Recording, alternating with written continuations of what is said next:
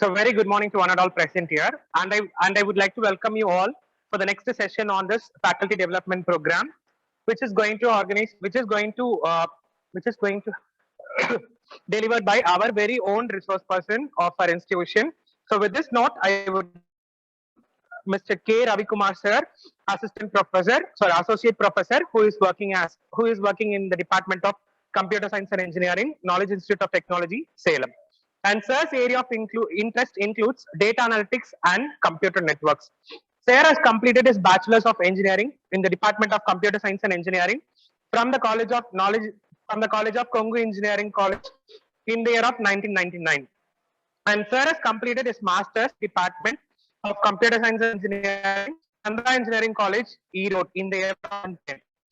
Sir having more than 19 years and 11 months of teaching experience, and sir has published more than 12 papers in national and international journals and also in conferences. And sir is holding two professional bodies, likely member in Indian Society of Technical Education (ISTE) and International Association of Engineering and Technology for Skill Development (IAETST). And sir has organized a 2-week ISTE workshop on database management at IIT Bombay on 21st May to 31st May 2015. And sir has organized two national level technical symposium, that is NOMEET 2K12 and 2K11. And sir has and guide and project, and which was shortlisted for pre-final round in DST and Texas Instrument India Innovation Challenge Design Contest 2017, anchored by IIM Bangalore, and won prize money of 15,000. Sir has also guided a student for developing web applications on online examination management system. And sir has guided student team for developing project fluid volume regulated using UTLP kit with motor interface for testing laboratories, and which was shortlisted for pre-final round of Prakalpa project competition conducted by Wipro Mission 10x Technology Learning Center. With this note, I am happy and delighted to inform that Sir has received ICT Academy Certified Trainer in C Programming organized by ICT Academy at Knowledge Institute of Technology on 19th July 2018.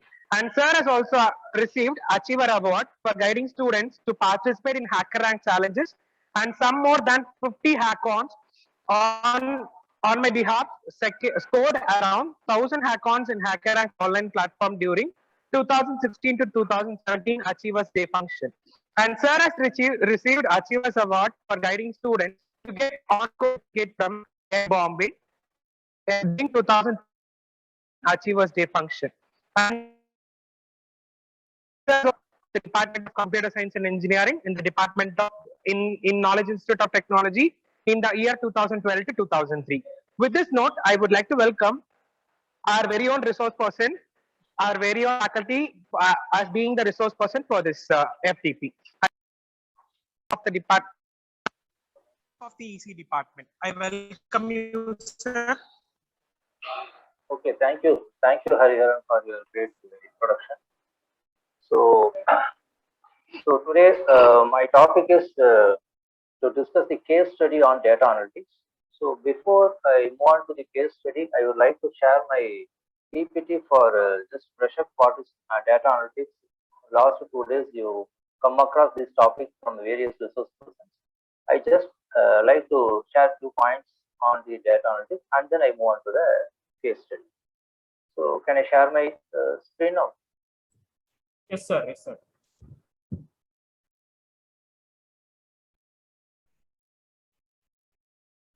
Whether my screen is visible, sir? Yes, sir. Visible, sir. Fine. Okay, sir. Thank you. Thank you. So first, so today our topic is data analytics in smart healthcare case study. So I am going to discuss 2 case studies in this topic. So now we just discuss about what is data analytics first of all, and then I move on to the case study. So we are well known that there are all around us there are a lot of data are available. So it is nowadays it is very easy to get the data, and what we are going to do with the data is the question. So in web data we are getting a lot of data. So in e-commerce we can get a lot more data. And during financial transactions, like in bank transactions, we are generating lot of data. And in online trading and purchasing, nowadays we are purchasing the products mostly through online. So there also the lot of data are generated. And finally, social networks like Facebook, Twitter, etc. There are a lot of data are generated every second. Lot more data are generated. So we are having no problem in having the data. So these are all the some of the well-known social media symbols where we are getting the data: Facebook, LinkedIn, Twitter, etc.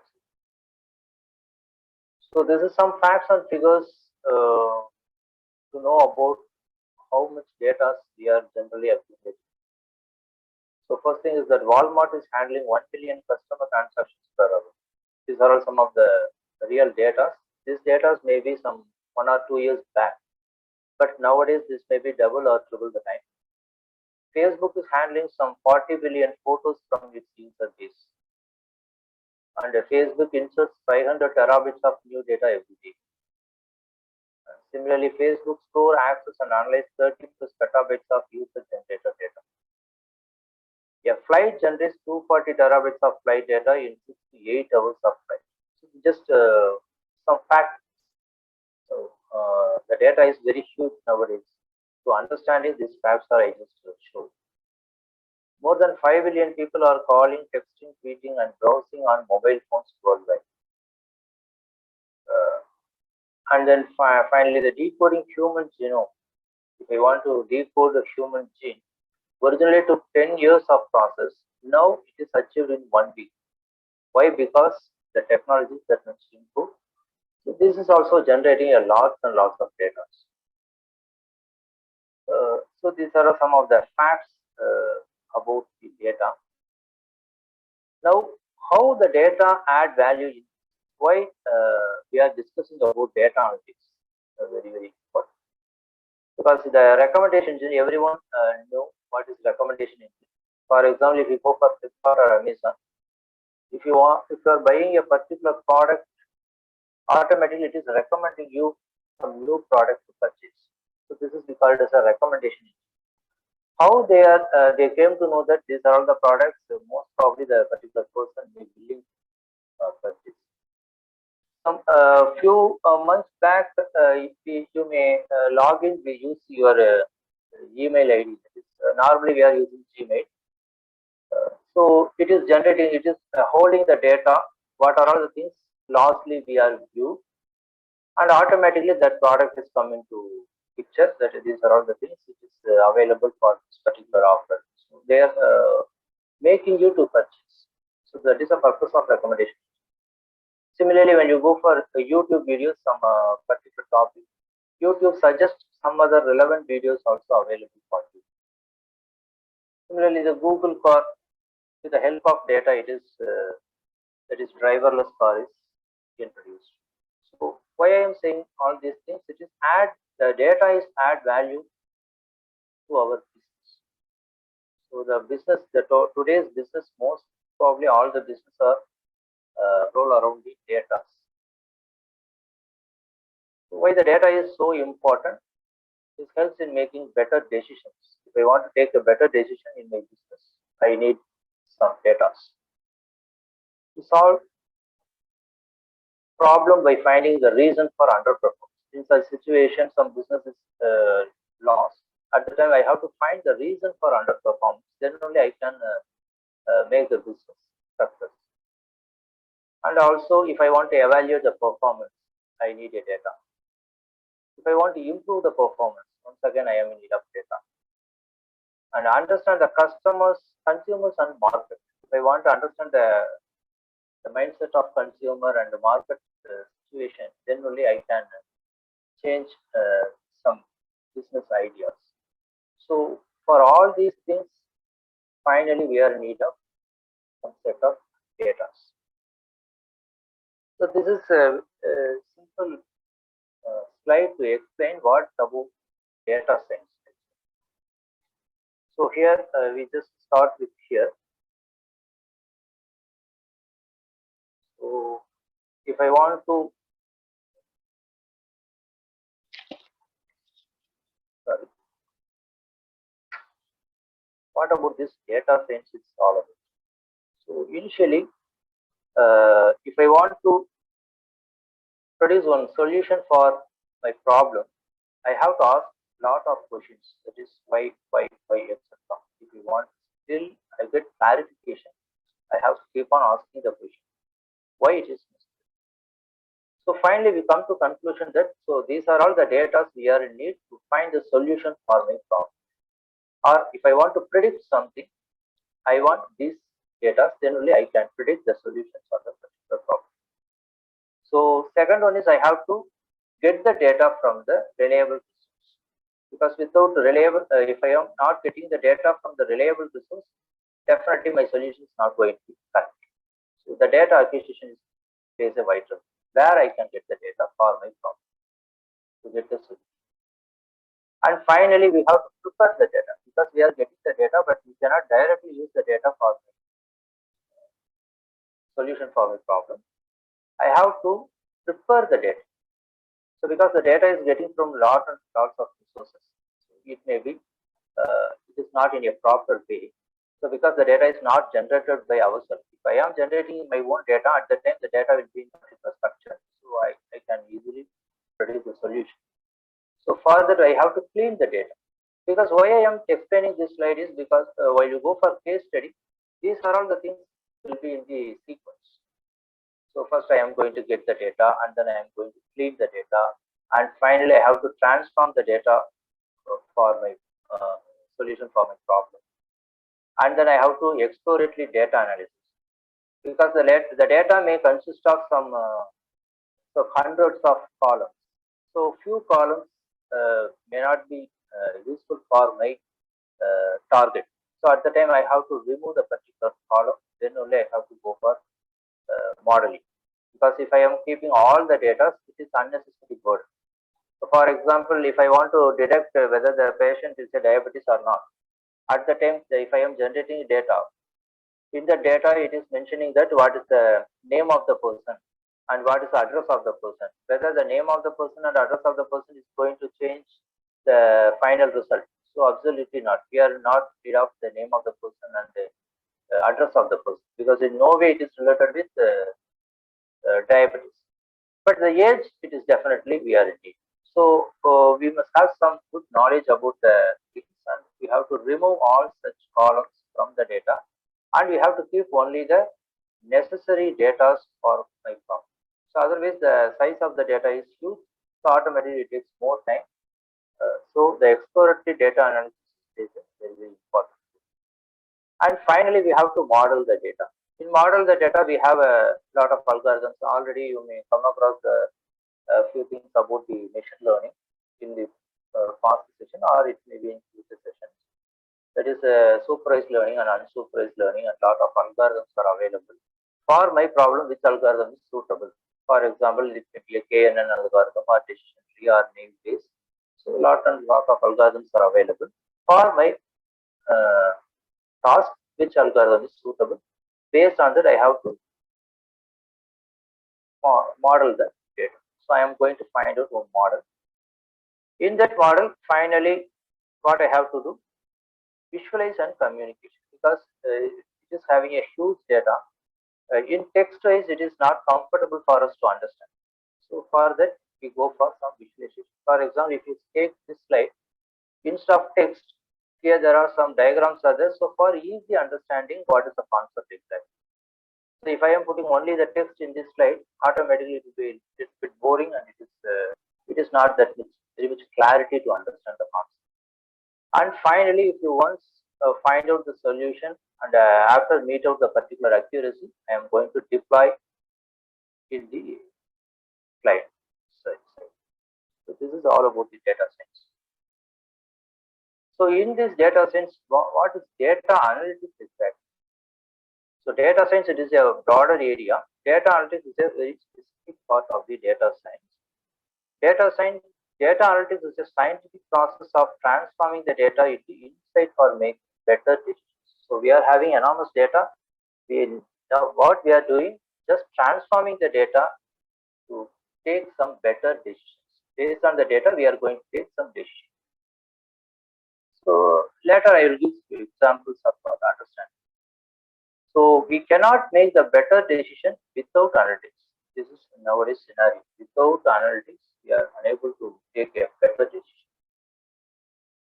So data analytics, it is just a statement. It is a data information technology, statistical analysis, quantitative method, and mathematical or computer-based model to help managers to gain improved insight about their business operation and make better fact-based decisions. So data analytics finally is going to help the managers to take some better decision to improve their business. So here why analytics is important: for determining the credit risk, for developing new medicines, and for finding more efficient ways to deliver product and services. Because these are all some theoretical content, I just go as fast as possible because I need some time for explaining the case study. So for preventing the fraud, uncovering the cyber threats, and retaining most valuable customers. These are all the objectives why we go for data analytics. So in data analytics, we are having some 4 types are there. One we call it as an descriptive analytics, and diagnostic, predictive, and descriptive. So descriptive analytics is what happened from the data. I can find out what actually happened. This is called descriptive analytics. For example, based on the climatic conditions, data about the climate, if I suppose come to conclusion that due to this data, this particular day, the climate was so cloudy. So what was already happened, I just describe from the given data. This is called descriptive analytics. This is not in no way it is going to improve my business because it has already happened. Then why did it happen? This is somewhat useful for my business because based on the data, because this was happened. So why it is happened? So I am going to get some insights about the thing from the data, and I just diagnose. So this is the way. This is the reason why it is happened. This is normally in the medical field. This will be the mistake. The predictive analytics is very, very important as for us. What will happen? Because due to once analyzing the data, finally I can come to conclusion that future this may happen. That is weather forecasting is a good example for predictive analytics. Because daily weather forecasting, they are telling that tomorrow the rain may be heavy. Day after tomorrow it may be cloudy. Day after tomorrow there is no possibility of rain. So these are all predictive analytics. Based on the past data, I am going to predict what will happen in future. Final thing is very, very important for the business purpose.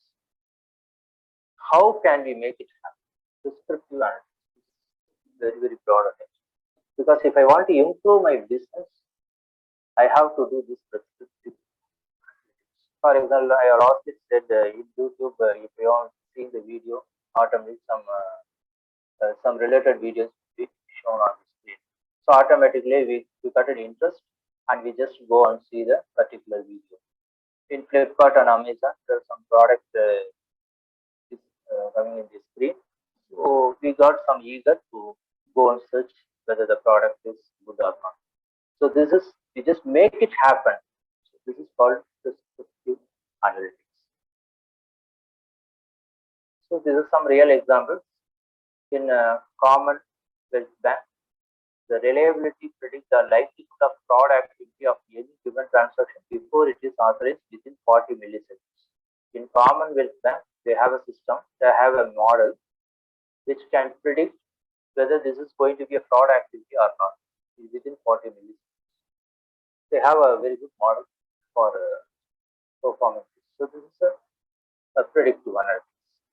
Share market rise and fall prediction. So every day we used to see in news channel the share market today is going to be, this is the at the end of the day this is going to be happen because of this predictive analytics. And finally in Walmart and Amazon they are using this Kafka model for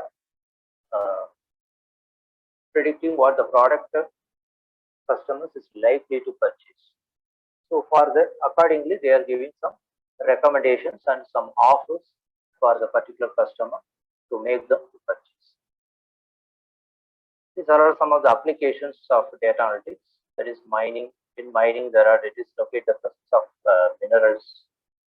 In defense, we can predict opposing countries and attack our country. And churn prevention. This is very, very important as far as the business is concerned. So we have to predict which customer and when and why in their relationship with our company. So accordingly, they can change their thing and they can make them retain the customers. Because retain the customer is very, very important as far as business is concerned. And finally, sales forecasting. That is based on the season and market moving events, they have to give some demand for a product or services. So next we go to the technical aspect.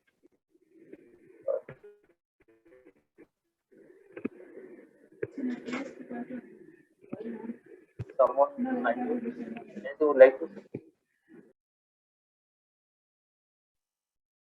So Python libraries for data science is important. Before most of the companies they are prefer Python for data analytics for coding.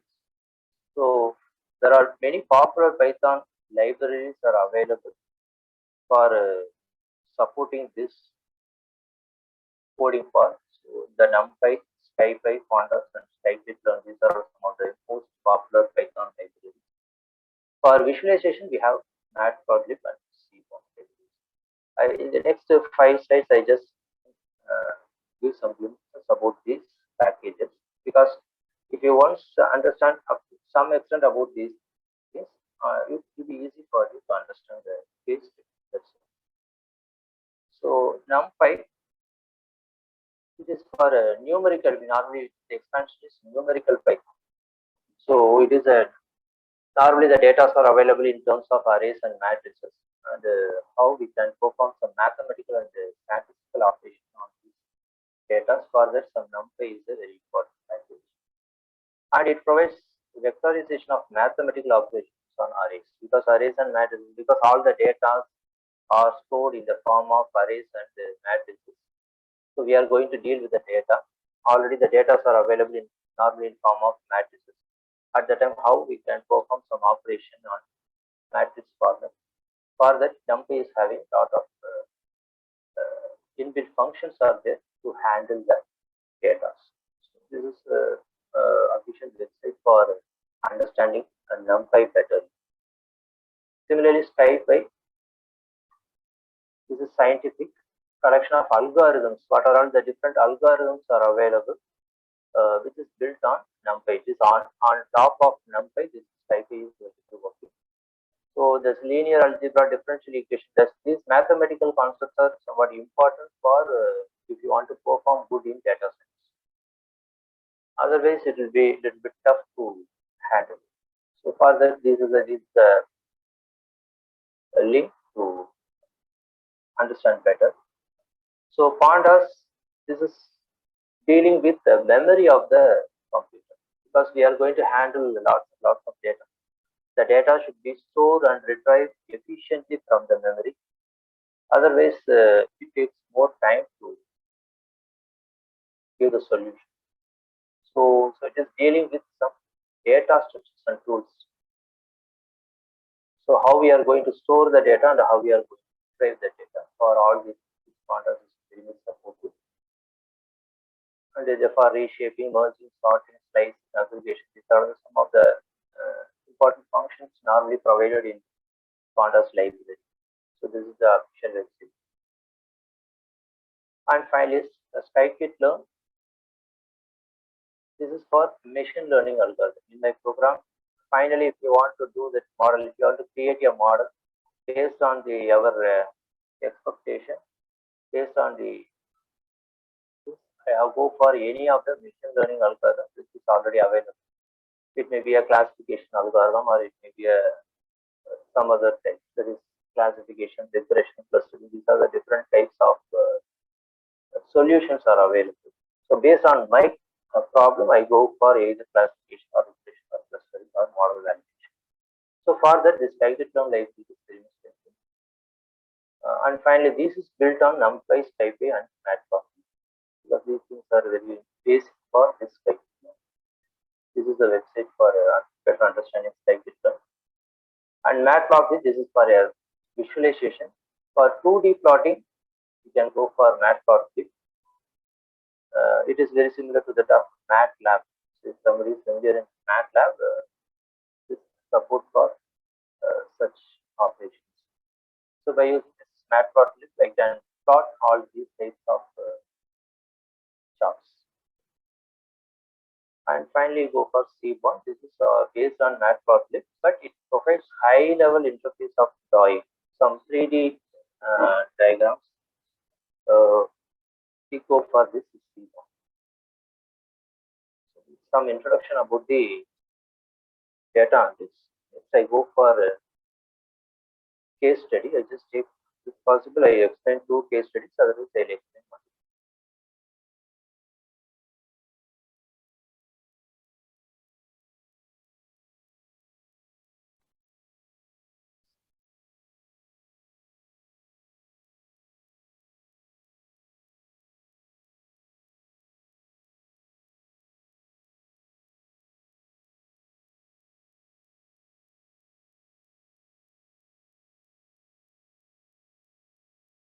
Earlier, sir, whether my slide is visible? Yes, sir, visible, sir. Yes, sir. Yes, sir. Thank you. Okay. So, first we see this diabetes prediction, because our topic is data analytics using healthcare. So, I go for some case study related to healthcare. So, it is just for a diabetes prediction. So, as I already informed that the Jupyter Notebook is a good platform for dealing this kind of codings. Okay, so this is very simple, and this is most companies are preferring this Jupyter Notebook. This is coming under the package of Anaconda software. So these are all some of the packages which are necessary for performing this data analytics part. So there is NumPy, Pandas, what we discussed so far. There is NumPy for data statistical analysis, and for Pandas, data manipulation and exploring, and for Matplotlib, this is for data visualization. So these are all the packages here included.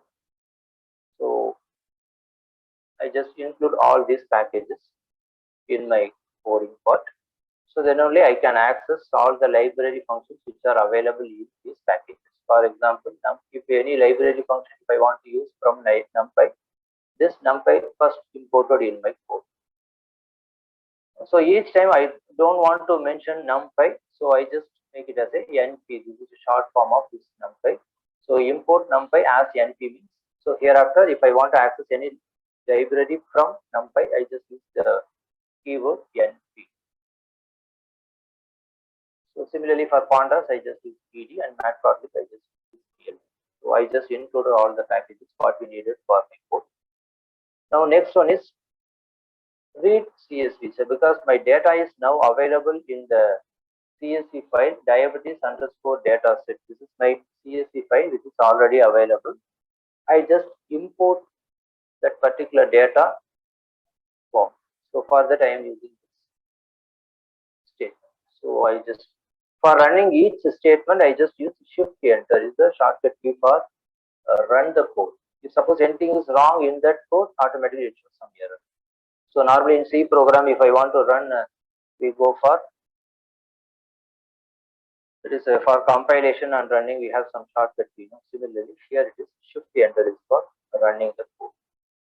So next thing is just see the information, the exact data, entire table, the data is how it is looking, what are all the fields are available, and how many data are available, and what are all the data types. So because if I want to see the information about the entire table, so I may get some idea how to proceed. So these are all the columns which are available in my table. That is, we are reading the data and which is stored in P data. This is my variable where all the data are available. So pregnancy, glucose level, blood pressure, skin thickness, insulin, BMT, diabetes, age, outcome.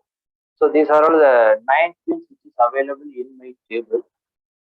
In this 9, the first 8 fields are my input field, and final outcome is the whether the particular patient is having this diabetes, if he is a diabetes patient or not, for the outcome. So this is the output variable. All remaining 8 are input variable. So what we are going to do is, we are already having some thousands of data is already available with me with output, and I am going to train my system, train one model in such a way that in future, if I am giving some new data to the system, automatically it is going to find out what is the outcome of the particular data. So this is my final objective. So in data analytics, what we are going to do, already we are having n number of data with what is the exact output, and we are going to train the system by using any of the algorithm which is suitable for my task. And finally, it is once trained, in future, whatever the data I am feeding into the system, automatically is going to predict what is out based on the previous data which is already set up there. So normally in the data there are a few columns are my input, and only one is going to be act as an out, most probably.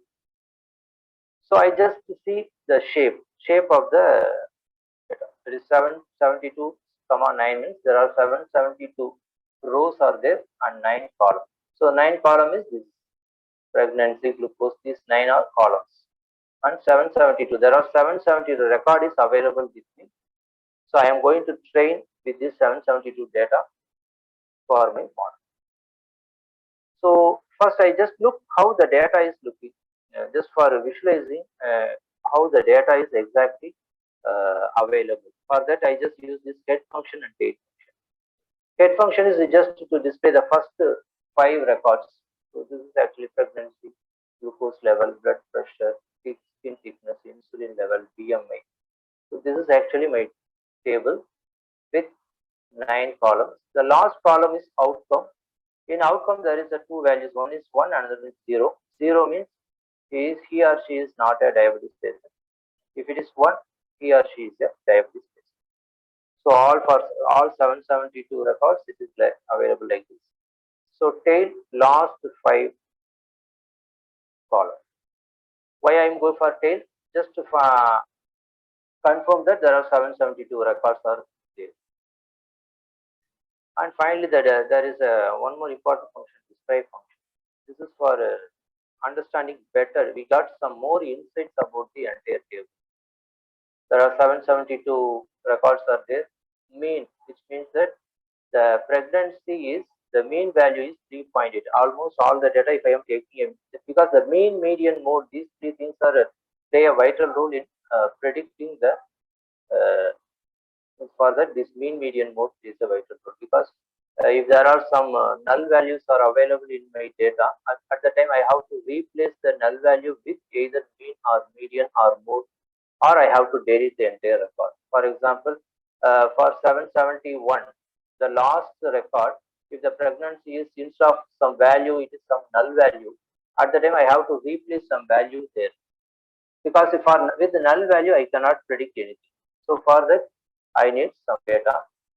So if it is instead of 1, it is null value, I go for either whether the mean is suitable for my problem, or median is suitable for my problem, or mode is suitable for my problem. Based on the available data, I can go for any one of them. So for that, this describe function is giving some clarity about the data. And finally, we go for this. Is there any null values available? The entire data in 771 records, is there any null values available? Here it is true, which means that there are some null value is available. This function is giving is null means, is there any null values available? If it is true, so definitely there is some null values available. So we have to do some preparatory work before modeling. So that's why the previous PPT, I told that there are data preparation. These are all coming under the topic called data preparation. We are getting the data from some resource. Now we are going to prepare the data. For preparing the data, some null values should be removed or it should be replaced. So now it is true. Now I just check, identify in which row exactly the null value, because there are 772 rows are there.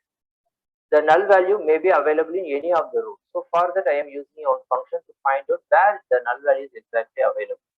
Because it is very difficult to find out the null value by just seeing the table. So this function is helpful to find out where the null value. For example, here in 151 row, there is null values available in body mass index. So only one record is having the null value.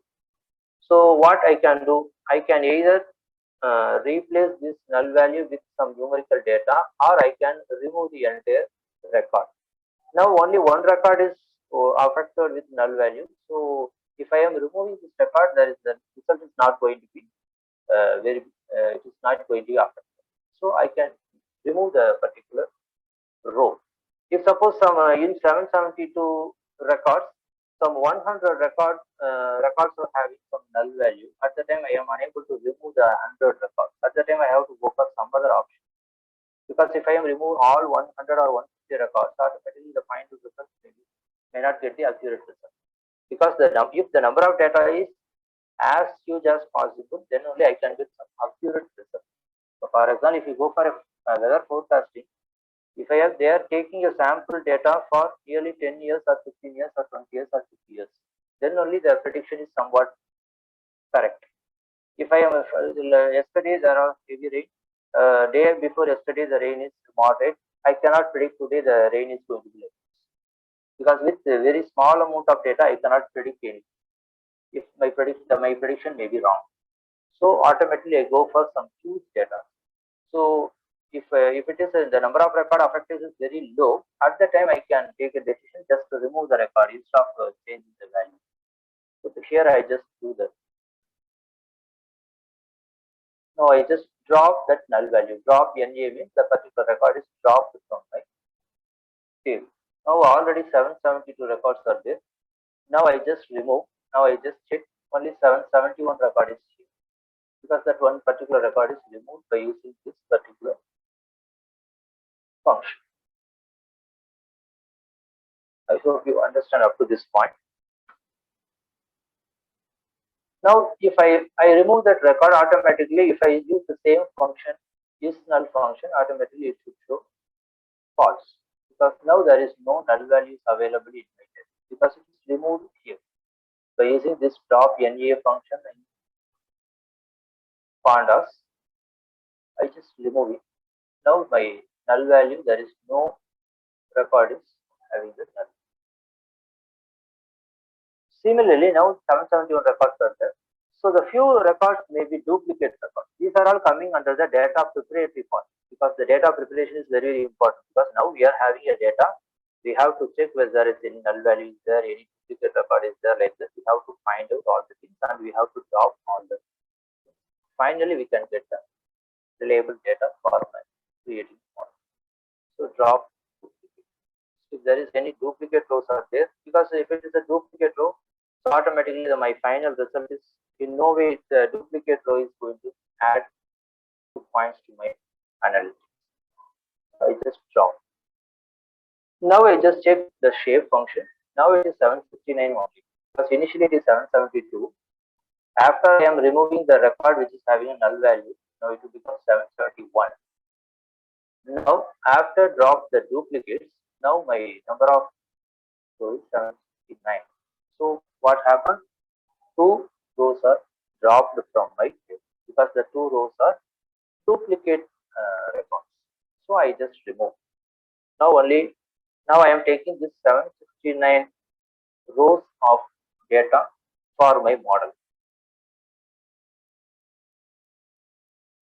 Now I just visualize. Now I am having a label data for creating a model. So with data, I am unable to predict anything. I am unable to achieve. Now the assumption is now it is 148, 72, 35, 0. I am not getting clear idea about this data. So what I am going to do, I just visualize the thing. So then I can get some clear idea. So for that I am using this matplotlib. So this is the all 9 columns are looking for this. So pregnancy. So what this particular chart is representing. This value is between 0 to 2.5 is very high. So more than 10 is very low. Glucose level, that 100 is 100 to 125. More number of patients are in the range of 100 to 125. Only few members are less than 50. Only very few members are greater than 200 or greater than 200. So this can give some insight to us how to deal with this. So similarly, finally, we go for this outcome. Here there are a good insight we can get. There are 0 is more number of zeros and some average number of ones and only 1 2 is there. I already told that the outcome column is for whether the particular patient is diabetes patient or not. If he or she is diabetes patient, the value should be 1. If he or she is not a diabetes patient, it should be 0. So there are only 2 possibilities are there. But as far as this chart is concerned, there is a value called 2 is also available. So definitely there is no chance of 2. So from this type of chart, we can find out some mistakes in our data because the data is 770 records. It is highly difficult to identify where the exact mistake is there. By seeing this visualization, we can easily find out few mistakes. So if I once find out this is the mistake here, so I just remove that particular record also. So for that I am using this. The value should be less than or equal to 1, greater than or equal to 0 is enough, not more than 1, because the value it may be 0 or it may be 1. So I can take all the records whose value is between 0 and 1. So if it is more than 1, I just simply remove that particular record, because if it is 2, I cannot come to any idea whether it is a diabetes patient or not a diabetes. So I just remove this, and now I just go for shape. Now it is only 766 records are. So initially there are 769 records are there. Now it is 766. So which means that there are 3 records having the value of outcome 2, that is less than 0 or greater than 1. So all these things we remove. So finally we got this 766 records. So what we are going to do next? Now we just visualize to see the distribution of data across various columns. 1 second, I just see the visualization, the same records. Now you just see this outcome. There are only 2 values are there, only 1 0 and 1. There is no less than 0, there is no greater than 1. So automatically now my data is good for further modeling. So as far as the data analytics is concerned, this correlation matrix is play a vital role to understand much better. That is how each field is correlated with other fields. Normally the diagonal value is always 1 because it is highly correlated. Pregnancy is highly correlated with pregnancy. Glucose is highly correlated with glucose. Blood pressure is highly correlated with blood pressure. So if the value is high, it is highly correlated. If it is low, it is less correlated. So if you, because it is a healthcare, the if you diagnose with particular patient, we have to check in what are all the ways in which the particular issue is correlated with the particular parameters.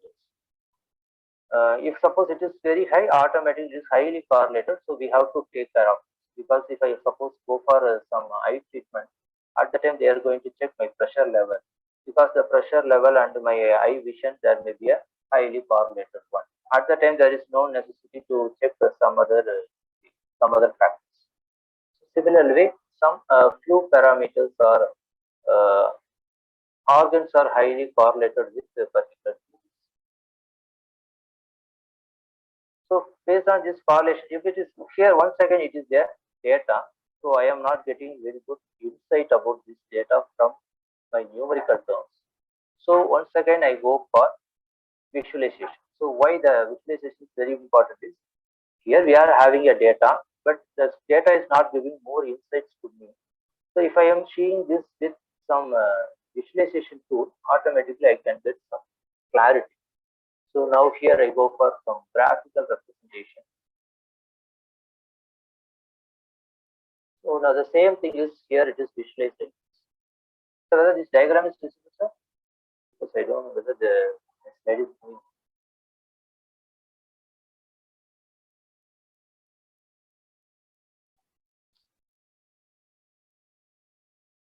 Hari sir, whether my this diagram is visible to you all? Yes, sir, visible. Because I am working in Jupyter Notebook, I don't know whether the changes are happening in the. Yes, sir, your page is visible, sir. Jupyter diabetes prediction and your image also visible, sir. That yellow color patterns is something glucose. Okay, the size is comfortable, no? Whether it is Yes, sir, comfortable. Yes, sir, comfortable, sir. okay, thank you. Okay, sir, thank you, sir. So in this diagram, it is this yellow color is told that it is highly correlated, and if it is some, we can get some insight about the data. Now the glucose is how far it is related to the other parameters. So for these colors, you can change here in the function. We can based on our interest, we can change the color also. So this is because I am not going to explain these functions because my objective is how this data analytics is implemented in one case study. So that is my objective. So you don't expect to explain each and every line of code. So by using this function, I can see the representation in terms of diagram. So this, what I finally would like to say, if we want to do data analytics in any field, we must have some broader vision. So we must have some idea about the particular field and some mathematical concepts. If you are good enough, then only we can go for analytics. Because the coding part is nothing tough here, because we are not going to write some thousands and thousands of lines of code. All the functions are already available in some packages. We are going to just take and we just use in our program. So for that, that logical thing is very, very important for performing the data analytics or data science. So now this is a correlation matrix, how each fields are correlated with the other field. So from that I can get some idea. So this is so highly correlated with this. So automatically this is going to change the final outcome. Similarly, we go for this. So here I just number of true cases, number of false cases. Suppose in this 760, finally we come to use this 766 rows are we are going to consider after removing the duplicate values, after removing the null values, and after removing the unwanted values. We have 766 records are there. In 766, how many true cases and how many false cases are there? So as far as this 766 data is concerned, 269 are true cases, which means that it is a 269 patients are diabetes patients and 497 are non-diabetes patients. So these are all the things we need to design the model.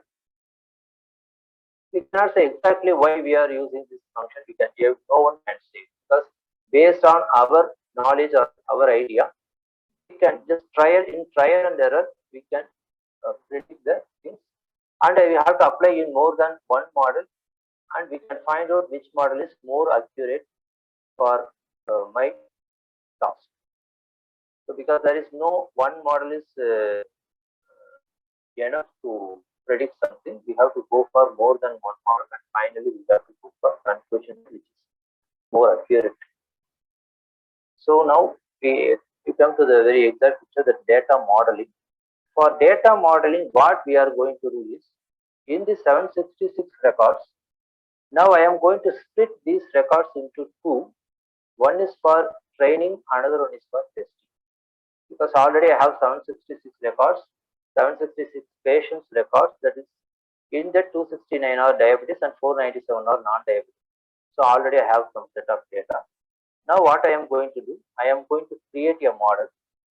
For creating a model, there are two. I am going to divide these 766 records into two. One is for training, another one is for testing.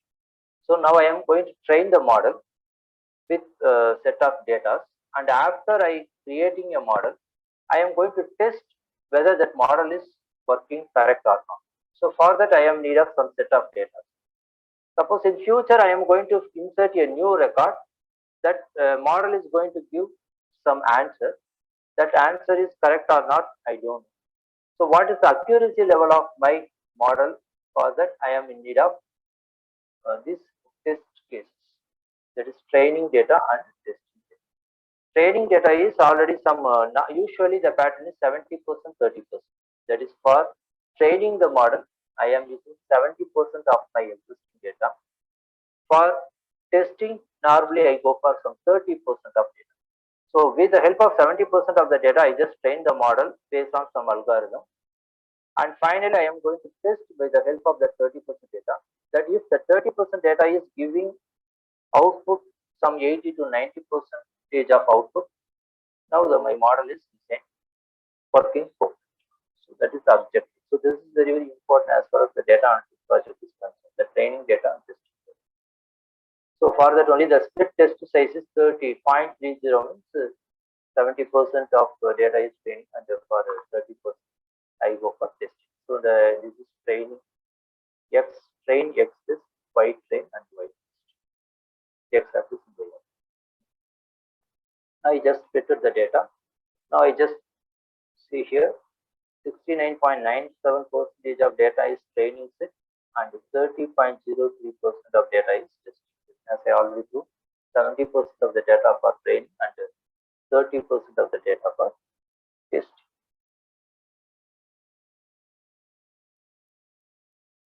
So now here this output is showing original diabetes is 269 patient and original non-diabetes patient is 497. Now in training data, how many diabetes patient and non-diabetes patient is? Diabetes is 179 and non-diabetes 357. For testing, I am using 92 patient and 140 non-diabetes patient.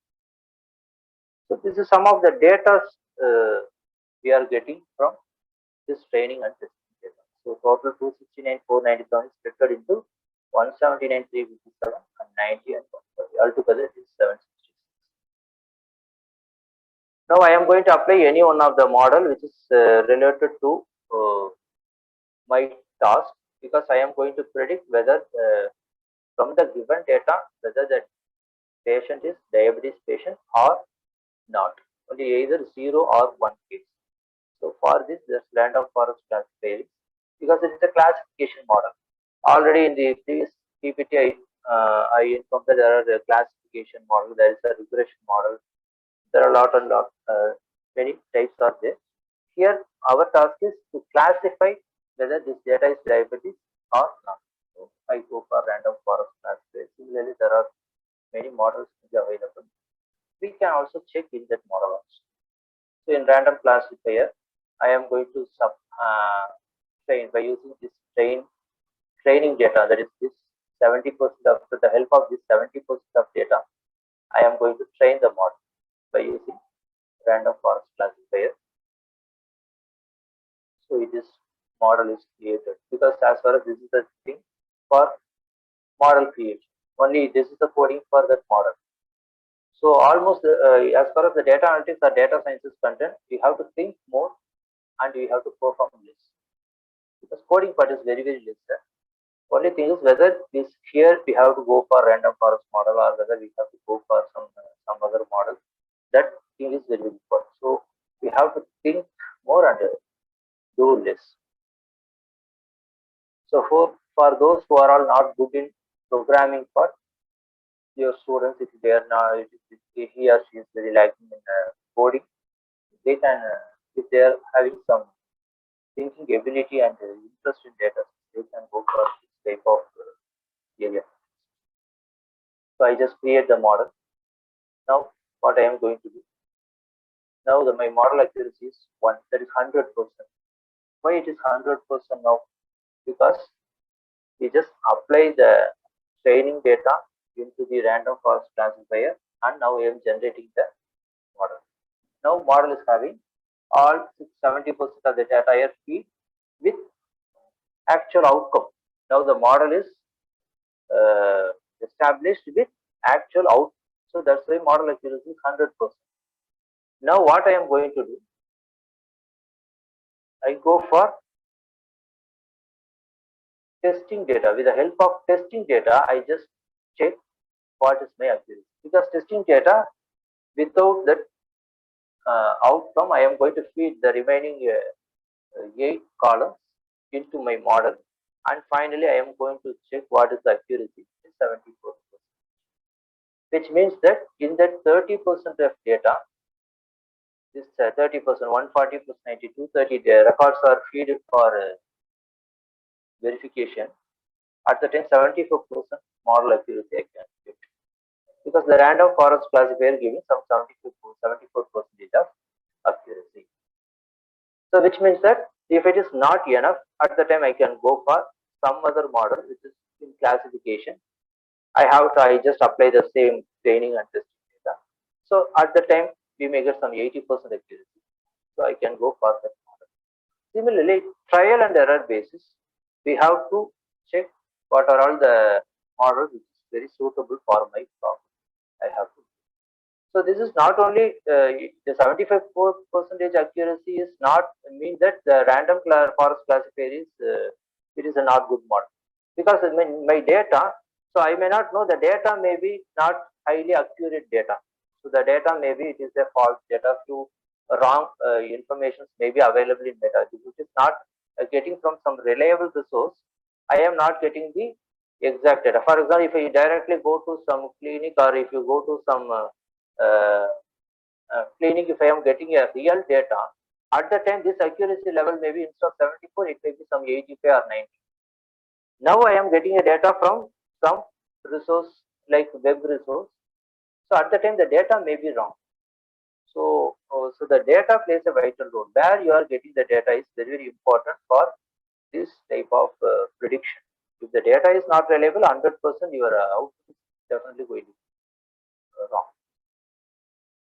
So finally this confusion matrix is saying this confusion, normally the confusion matrix is consisting of 2 cross 2 row, 2 cross 2 matrix.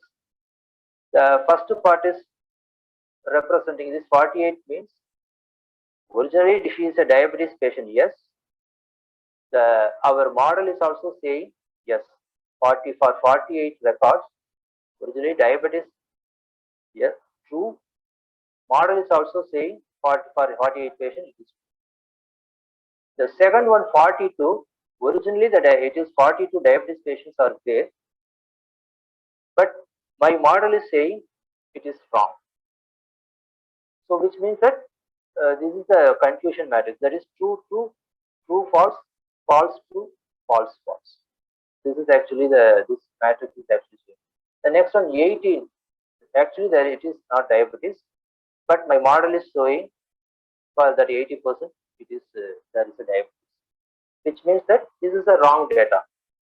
For 122, actually in my actual data, 122 patients having no diabetes. My model is also saying no diabetes. So which means that this 48 and 122 is correct, because true, true, false, false. My model is also saying true, actual data is also saying 122, model is saying false, the data is also reflecting it is false. So this is accurate. 48 plus 122, it is 170. So totally 170 records, my model is working fine. But for this 18 and 42, my model is giving wrong answer. Actually true, it shows false. Actually false, it shows true. So 42 plus 18, it is 60. 60 records are wrong results. 170 records are correct. So I got some 74% model accuracy. So in this way, we have to work on data science projects. So I go for one more exam use there is test case. Just try to, now it is 12:50. There is enough time there to extend this. Whether this classification of kyphosis disease is visible to you, sir? Yes, sir. Yes, sir. It is visible, sir. So actually, kyphosis is a disease which is an excessive, abnormally excessive convex curvature in the spine. In our spinal cord, if there is an excessive convex curvature, we call it as a kyphosis. You just see this diagram. This is actually this is deviation. Our spinal cord is little bit excessive curvature. So this is called kyphosis. So from the data, we have some set of data to mean that this is a kyphosis patient. This is not a kyphosis. So we are going to derive a model from any of the algorithm. So that the new data can be fed into the model, and I can find out whether he or she is having a hypothesis or not. So for that, we are taking some 81 rows. Now in this previous problem, we are taking some 772 records, and we did the after cleaning and the preparatory work. Finally, we are getting 766 rows, and we are training the model, and we are getting the answer. Here we are having some 81 rows of data and 4 columns. In 4 columns, 3 are input and 1 is output. What about this 3? One is age in terms of months, and the second column, it is number, the number of vertebrae involved. Normally, a human being, some 33 vertebrae are there. As an adult human being, there are 33 vertebrae. How many number of vertebrae are there, and start the number of first vertebrae operated on. So normally after this, because these are all the data of patients who had corrective spinal surgery. One or another way, they undergone some spinal surgery. After the surgery, few patients are kyphosis and few are 100% recovered. So in this data, there are 3 fields. One is month, number of vertebrae, and the first vertebrae operated on. These are all the data which is available with us. And finally, one column which is called for output, which shows that either 0 or 1. If it is 0, it is kyphosis. 0, no kyphosis. So for that, I am getting the data from this data there from Kaggle.com. Here, normally in Kaggle.com, we can get data, somewhat reliable data from the website. So this is actually we are going to find whether it is kyphosis or not. So once again, I go for building the model.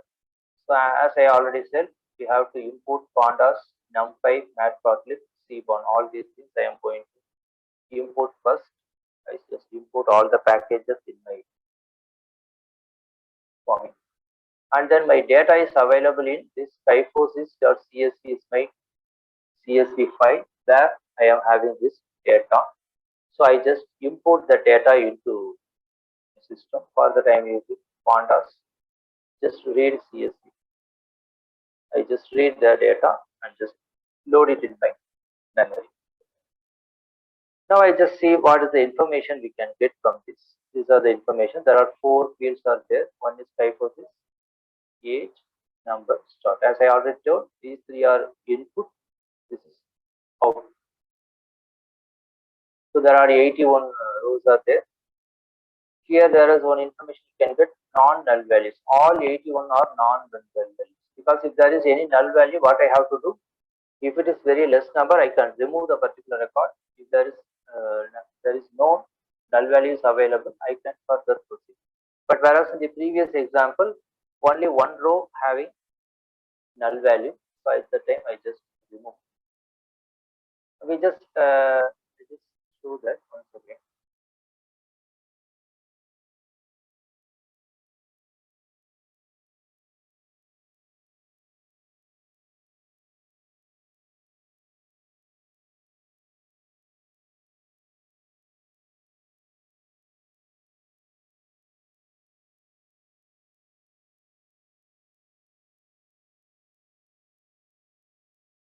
Just see here in the body mass index, only 771 non-null values are there. From this, we can come to know that there are one null values available, because all other things 772 non-null values, because only 772 records are there. All 772 are null values, but whereas in PMI 771 non-null values are there, which means that there are one null values available in this particular case. So that was what we find out later. That is null value is available. Where it is available, it is 151 row. There are null values there with body mass index is null value. So it is already we got from here. There are 771 null values. One is non-null value, but we don't know which row is actually consisting of this null value. We got that information from this code, where exactly the null value. Here in kyphosis, all 81 are null values in kyphosis, as well as in age, as well as in number, as well as in strong. So at the time here, I no need to use that particular statement for whether is there any null values there. So this only after the practice we can get this idea. So because unnecessarily I don't want to check these things. For example, if I go for this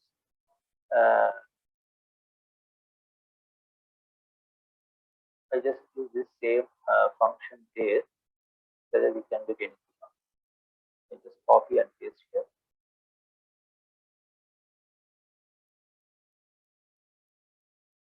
So print P data here. Then here also my data is stored in the variable called kyphosis underscore here. But on that example, it's P data.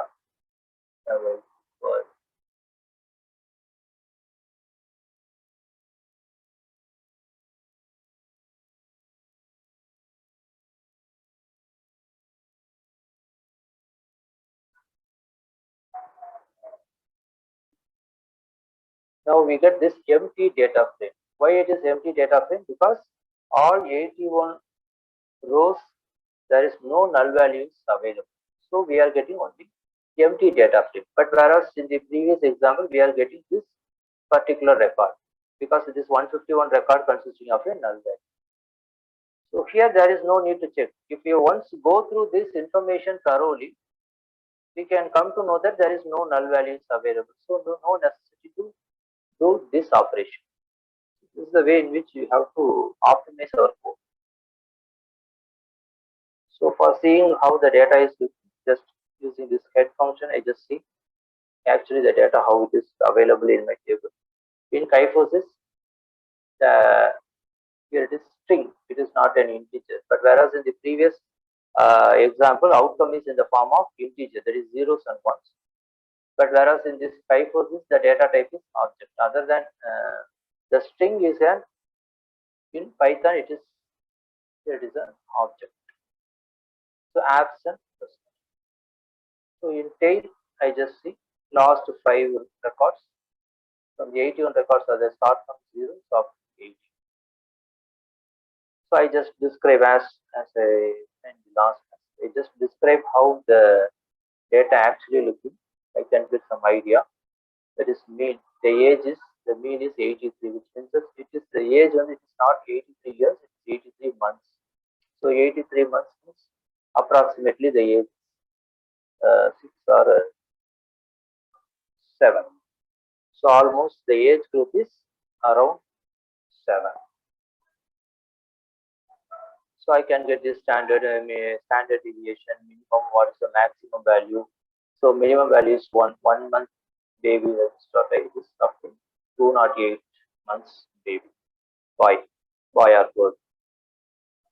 So I just visualize the thing. So once I got the data, I just visualize and I can get some inference. This is the thing. So kyphosis almost absent, almost 60 in the 80, nearly 60 plus are no kyphosis, and 20, approximately 20 is kyphosis is present.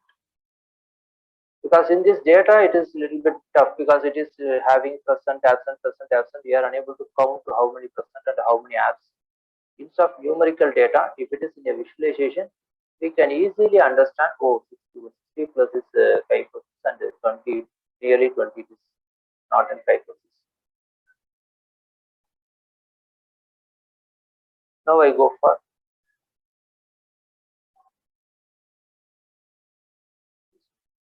here what I did. Here in the original table, the kyphosis present means it is in the object, it is either present or absent. If I want to perform, or if I want to do the model, normally with the help of this string, I cannot create a model. So first objective is I have to make the string part into numerical terms, that is in terms of zeros and ones. That will be easy to create a model instead of this present and absent. So in the previous example, diabetes prediction outcome is in the form of 0 and 1. If it is 0, no diabetes. If it is 1, diabetes. Similarly, here I just make present become a, that is 0, 1 for absent. Like that, I just do. So what I am going to do? So I just make it by using this label encoder function. What I am going to do for absent and present, I just make it into zeros and ones. Now I go for this set function. Now the kyphosis is 0 means it is absent. If it is kyphosis, the value is 1 means it is present. So all present is converted into 1 and all absent is converted into 2. I have to apply this function to making.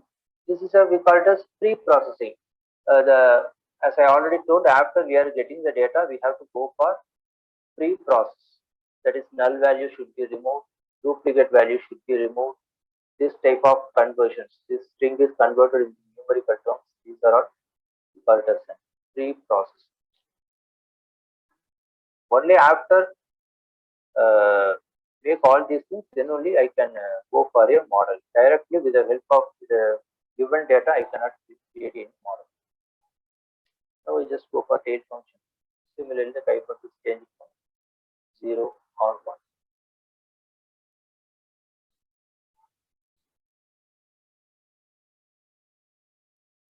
So only these are some of the inferences, not necessarily whether we can go for all these statements. For understanding a few things, I go for all these functions. And finally, based on my understanding, I am creating a model. So this is just for after this operation, no kyphosis patients, who are all no kyphosis patients. So I am getting this data. So this all false data I am right. So what is the percentage? 79% are no kyphosis. Similarly, for true, I just deriving. There are two things. So now the kyphosis underscore false is having the data of only no kyphosis patient data. That is out of that 81. The no kyphosis patient is available in the name kyphosis underscore false. And here kyphosis underscore true, it is having all the data of true patient. So I just divided this data into one false and true, because for my model it is necessary. In my model, I am in need of the true and false data separately. So that's why I go for this function.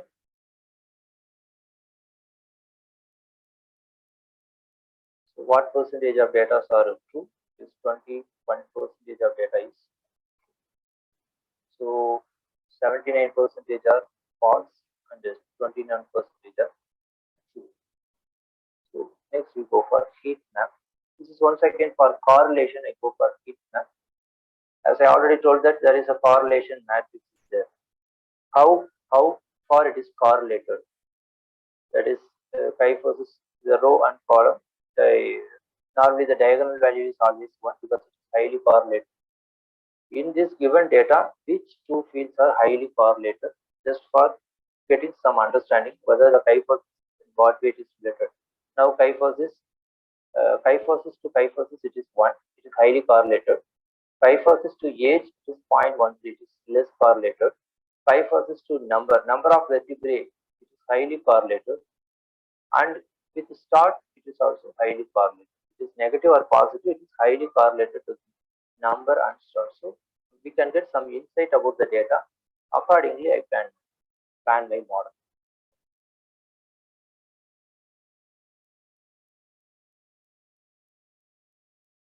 So this is another visualization part to understand how my data is looking. This 81 data.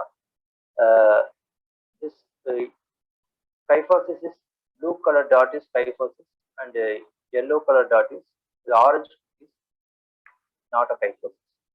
So which shows that in age group, what is the age group for which the more kyphosis patient, and what is the age group for the less kyphosis patient. This type of insight I can get from this pair plot. Similarly, for the number of vertebrae, if the number of vertebrae is high, whether the kyphosis is high or the number of vertebrae is low, kyphosis is high. These things can also I can understand from these dots.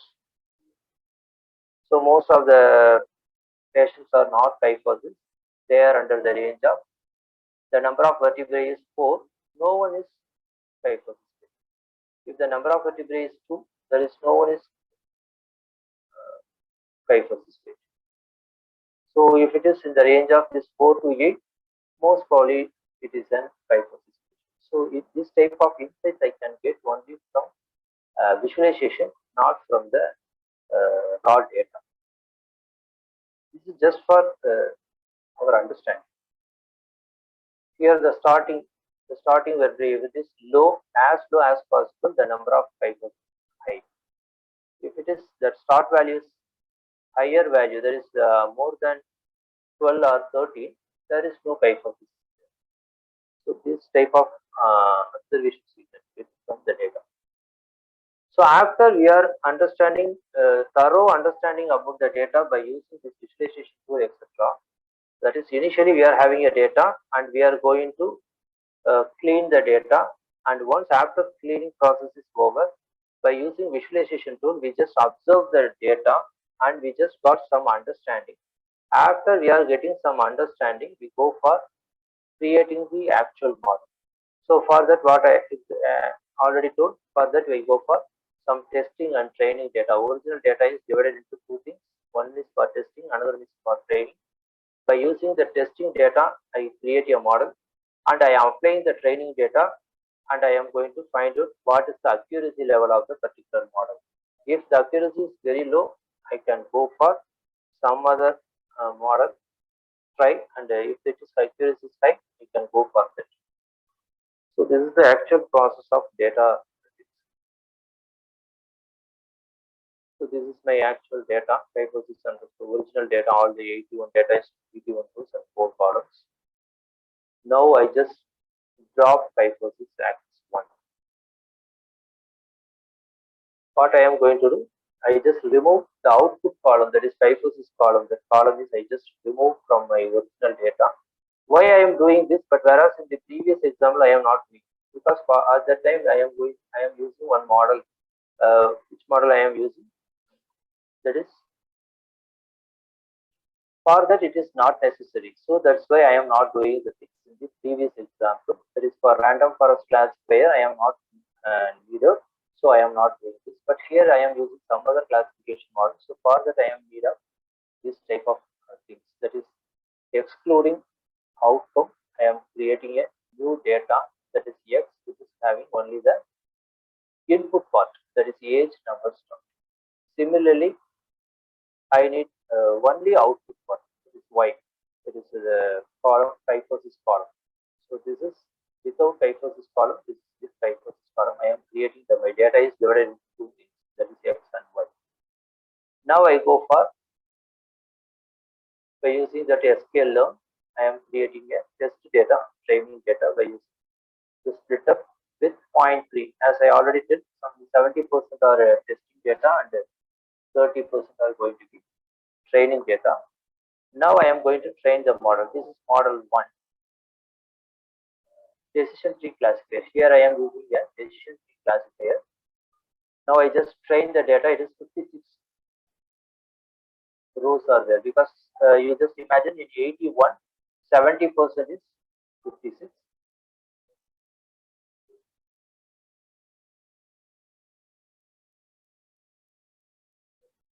And then for X it is 25. So 56 is training data and 25 is my testing data. So by using decision tree classifier, I am creating this model. Now this is the state. This is entire statement for creating the model. For creating the model, only these statements are enough. But all other remaining things are free work because our actual work is very it takes very less time.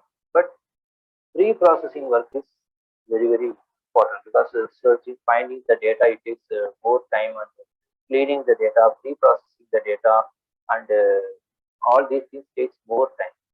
Once our data is getting ready, implementing the model is little simple. But for that, we should have some knowledge about which algorithm is more suitable for my problem. Accordingly, I have to apply. So I am just go for decision tree classifier. The model is created. Now I just evaluating the model. For evaluating the model, I am going to apply that testing data and I have to find out what is the accuracy of my model. So for that, I am going to these are some other data not necessarily relevant to our topic, so I am not explaining all. Now I just confusion matrix. So now just see this. As I have told that this 18 is true, 3 is true, false. This 2 is false, true. The final one is false, false.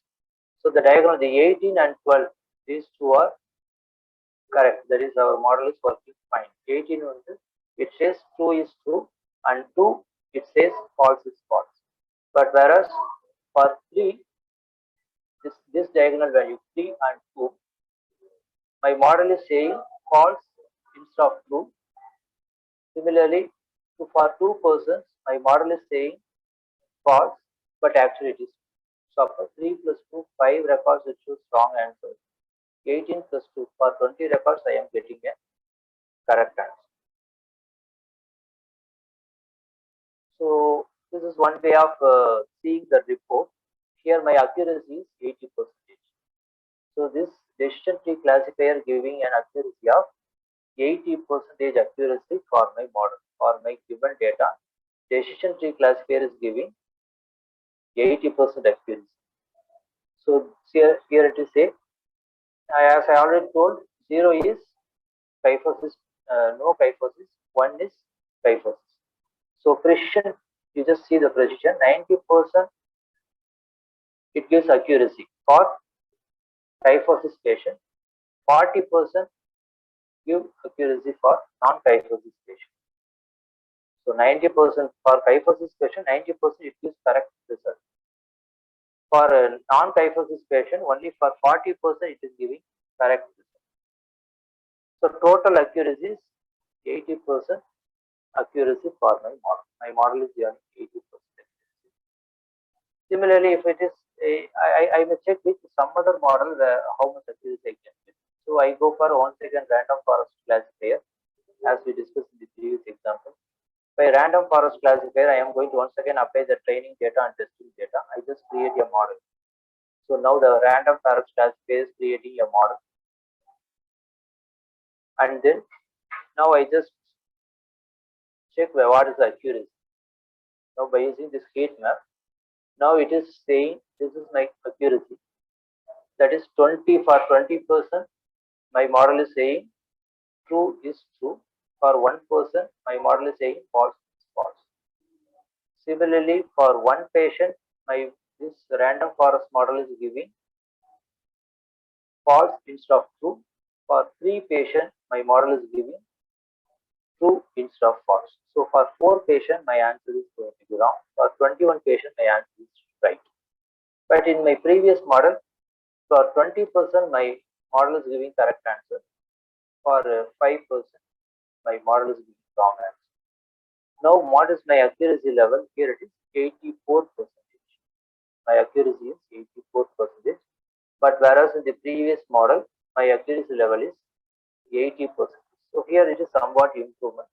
So according to this, what we come to conclusion, for my given data, random forest classifier is giving somewhat more accurate result. Similarly, if there is some other classifier model is available, we can apply this data to that model and I can check the accuracy level of that model. So it is iteratively we can. So the model is giving this much accuracy based on the reliable data, that is correct data. If your data is itself wrong, no model is going to give the correct answer. So that's why whenever we are getting a data from the net, we have to check their reliability. If it is kaggle.com, almost somewhat the data is very accurate. If you directly get from the clinic, we can get 100% correct data. If you are directly get from some doctor,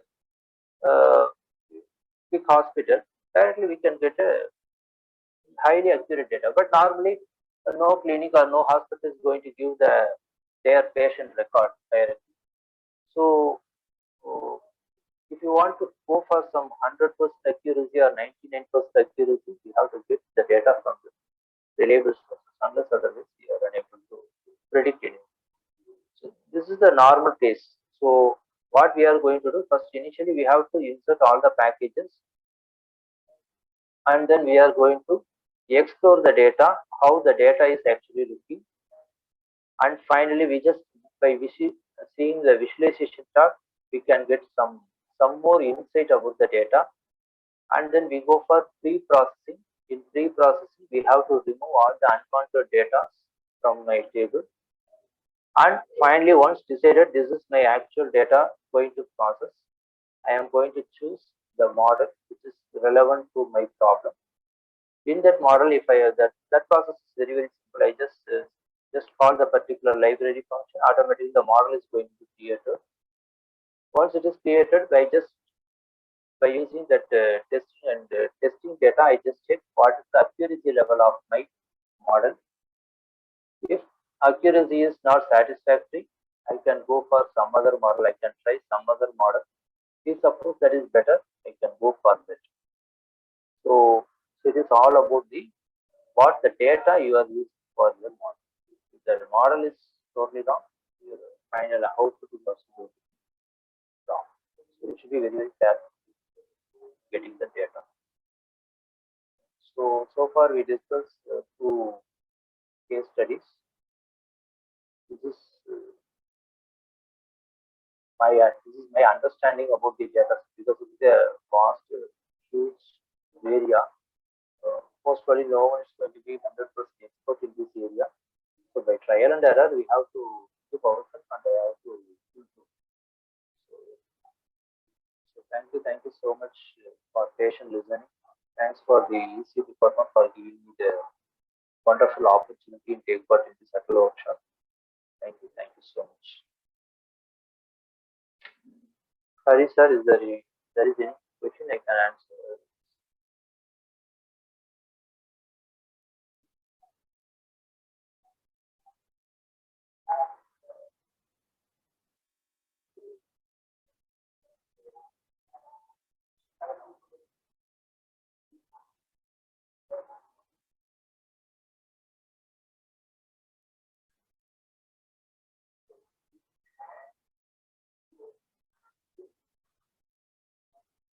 So, Hari sir, audible?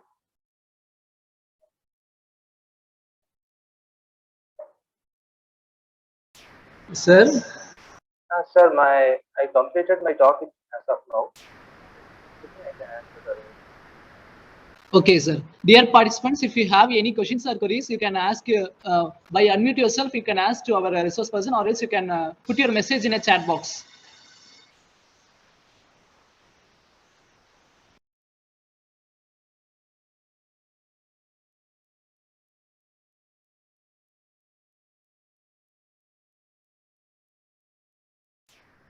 My dear participants, if you have any questions or queries, you can type in a chat box, or else you can unmute yourself and you can ask to our resource person. You have the privilege to unmute yourself. You can unmute and you can ask to our resource person. One question about explain confusion matrix. Just a minute, I just share slide and I explain.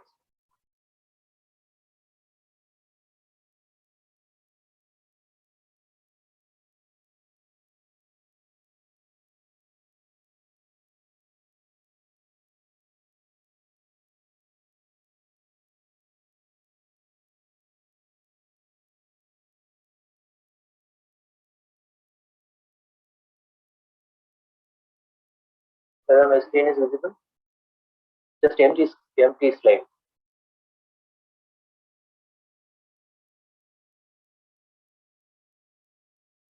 Copy sir, whether it is visible? Sir. Yes, sir, it is visible, sir. Okay. So Okay, this sir. is actually a confusion matrix. It is a 2x2 matrix. So normally this is actually a true. This is actually false. Similarly, this is true. This is actually false. Which means that already the model is created by using the training data. As I already told that for training data, we are using some 70% of the data is used for training, and for testing we are using some 30% of data. So for example, if I having some 100 records on for my problem, I am having a record, 100 records are there. 70 records I am using for training and 30 records are using for testing. So by using any of the algorithm, I am trained my model. My model is now getting ready. Now I have to check whether my model is giving correct result or not. So without testing, I am unable to implement. So wherever you are implementing one thing, it should be tested properly. So for that, I am using this 30% data. So in this 30% data, for example, if I am testing the data, I am finally I have to check how many data my model is working fine, for how many data my model is not working fine. So for that, this confusion matrix is giving good insight. This is true means actually my in original data in this testing there are 30 data are there. In this 30, for example, if you take a diabetes patient, in this 30, 20 are no diabetes and 10 is diabetes. You just imagine. So 20 diabetes patient, that is true, and 10 false. In this 30 data, 20 is true and 10 is false. If I am testing this data in my model, if I am getting for this 20, if I am getting only 17 is true, this is called true situation. That is actually this 17 is, as per data, it is a true. My model is also saying the 70 patients are diabetes. So 17 are correct as far as my model is concerned. Similarly, there are 10 patients. My model is actually my in the 30 patients, 10 patients are no diabetes, false. But my model is giving some 8 patients in the out of 10, 8 is my model is also giving false answer. So which means that it is true and this is false. Which means that this is my model is working fine for this 25 patients. Out of this 30, for 25 members, my model is giving correct answer. That is, it says true, 17 true, actually true. My model is also saying true. For 8, actually it is false. My model is also saying false. So for 25%, I got correct answer. But what about remaining? This 17 remaining, there are 3 patients are true, but my model is giving false. So this is wrong answer. Similarly, false, there are totally 10 patients are false, but my model is saying for 2 patients it is saying true, which means that this 3 plus 2 for 5 patients, my model is giving wrong answer. So for out of 30, 25 for 25%, my model is giving correct answer. For 5%, my model is giving wrong answer. So which means that my accuracy level is 25 by 30. So this is my accuracy of my model. So this is true, true, false, false is correct. True, but my model is saying false. Actually, it is false. My model is saying this is actually a comfort. If this is high, my model is utter failure. If this is high, my model is doing good. This is actually the confusion. I hope you understand now. Meenal ma'am, I hope you understood, ma'am. Sir, Sir, I explain. understood, but I have one more clarification, sir. Sir, suppose I have to take 253 images means the total image is equal to the confusion matrix. Yes, sir, it's right. No, madam. Confusion matrix is for that testing data. It is giving, because in training data 100% accuracy I can get, because in testing data all 150 with the outcome I am feeding into the model. In my model, for example, there are some 200 data or 100 data. In 70 data, with the help of the 70 data only I am training the model. How I am training the model? Along with the output I am training the model. But in testing part, only that remaining 30 I am going to test without that output. In testing part, without that output, I am going to test whether I can get the correct answer or not. So all 254, I am no need to go for a matrix. Only for testing part, how much, what percentage of data is you are feeding as a testing data. For that, you can get a confusion. For example, for a testing analysis, I have going to take 100 images means the total 100 count should be there in 150 matrix. Yes, exactly. Yes, sir. Thank you, sir. Thank you, sir. Okay. Any other participants, if you have any questions or queries, you can ask our resource person. You can unmute yourself and ask, or else you can put your question in a chat box.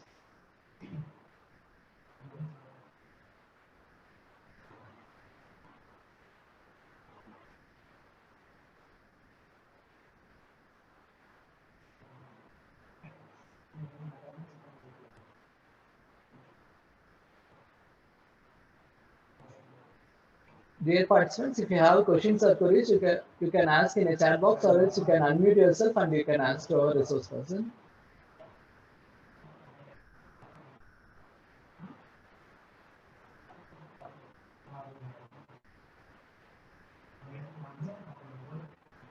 I hope you all clear with the concept Sir has explained.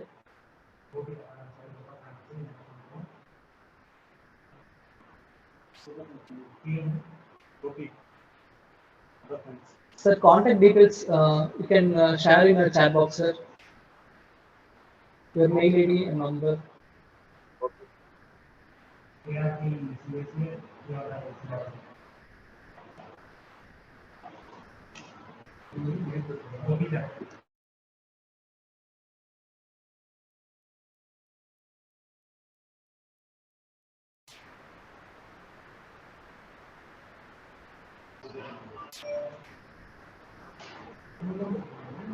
Ravi Kumar, sir. Okay, sir. I hope you all see the mail ID in the chat box. Over to Hari sir to give a vote of thanks.